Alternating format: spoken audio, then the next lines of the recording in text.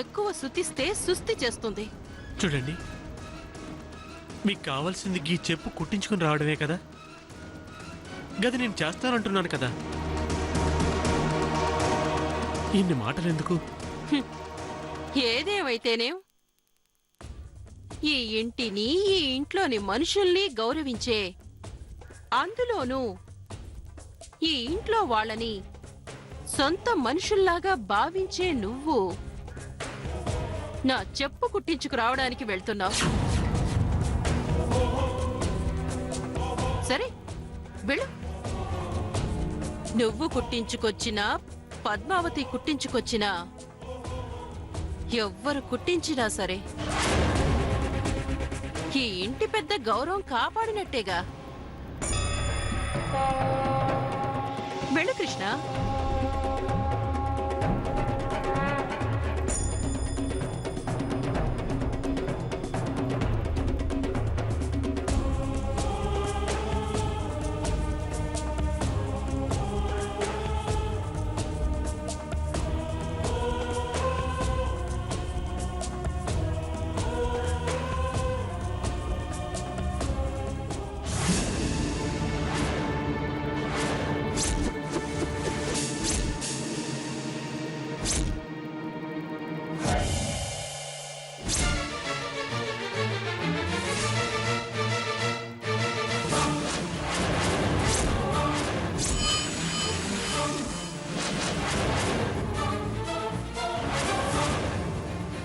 అయ్యో, దీపం కొండెక్కిపోయింది.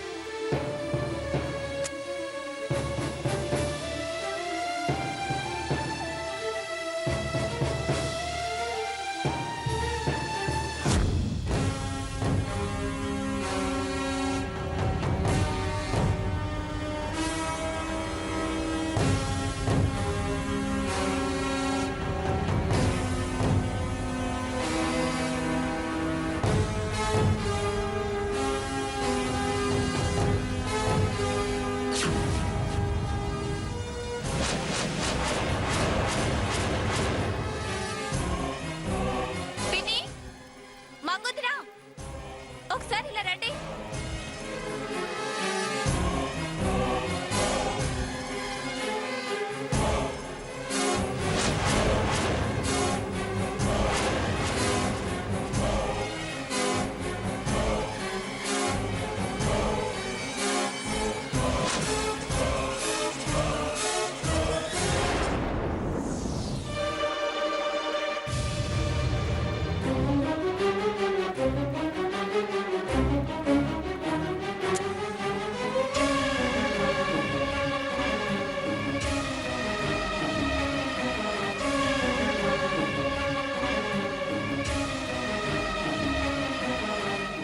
పద్మావతి,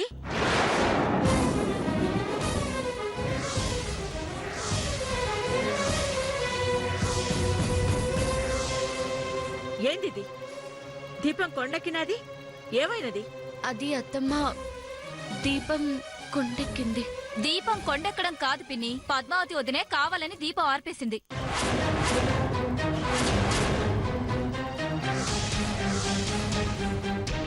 అయ్యో దన్ను, నేను దీపం మార్పలేదు. నేను చూసేసరికి దీపం కొండెక్కుంది. దాన్ని వెలిగించాలని చూస్తున్నాను. కథలలకు నువ్వే కావాలని దీపం ఆర్పేశావు. లేదన్ను, నేనెందుకు అలా చేస్తాను? నా పెళ్లి జరగకూడదని, నేను సంతోషంగా అత్తారింటికి వెళ్ళకూడదని నువ్వు అనుకుంటున్నావు కాబట్టి. నాకలాంటి ఆలోచన లేదు. అయినా నాకంత అవసరం కూడా లేదు. ఆహా, గట్లనా? మరి ఏ అవసరం ఉందని నీ మొగుడు సీనయ్య ఆస్తిలో వాటా కావాలని అత్తమ్మకి తాకిది పంపిండు. మంగా, ఇప్పుడు ఆ మాటలెందుకు? ఎందుకేంటత్తమ్మా? మైసమ్మ తల్లి దగ్గర పెట్టిన దీపం కొండెక్కినాదంటే దానికి అర్థమైంది మన ధనం జీవితం కూడా కొండెక్కినట్లేగా.